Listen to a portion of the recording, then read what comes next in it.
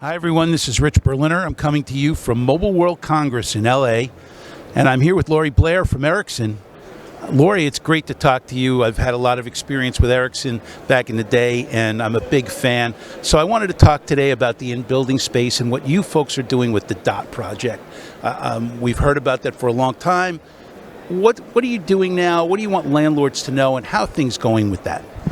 Yes, thank you, Rich. Great to see you as always, and thanks for joining us here at the Ericsson booth in our broadcast tower.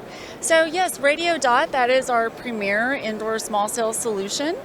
And what's new, I would say, are the business models. So it's one thing to have the technology solution, but the business models to enable that. And so increasingly, building owners and enterprise customers are realizing they may need to invest in their own in-building cellular solution. So it's a matter of, okay, what is the right solution to meet their needs, but also what business model can enable that? Because as you know, with an indoor cellular solution, it's necessary to have an RF source that is transmitting the signal of the wireless operators.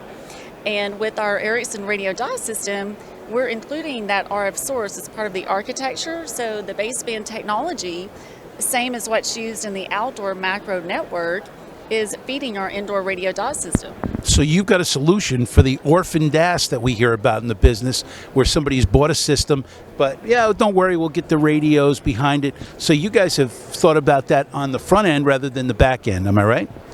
Yes, absolutely. So again, it's part of the system architecture.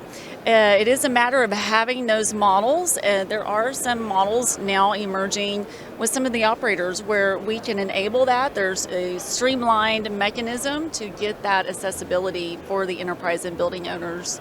Meaning you can help them get through the engineering department at the various carriers more quickly, more efficiently. Is that part of the process? Yes, absolutely. Because having a quick and predictable time to market is key.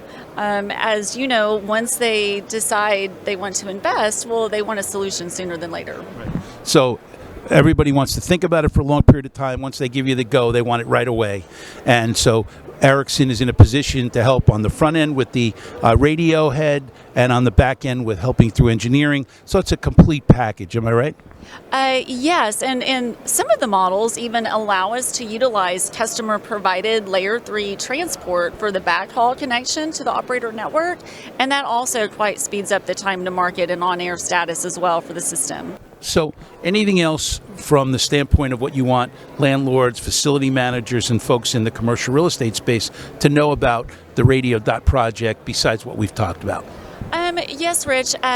Something else that's very important to note, because there was a recent survey that IGR did, maybe you've seen it, where they went to Class A building managers and posed various questions about in-building cellular, and 62% indicated that their tenants are already asking when 5G will be deployed in their buildings.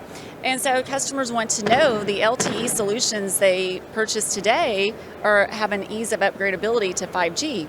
And with our Ericsson radio systems, it's a 5G upgrade via software. Great. Good to know. Thanks, Lori. Appreciate you talking to us on camera. Thank you again. Here from Mobile World Congress, I'm Rich Berliner with Lori Blair from Ericsson.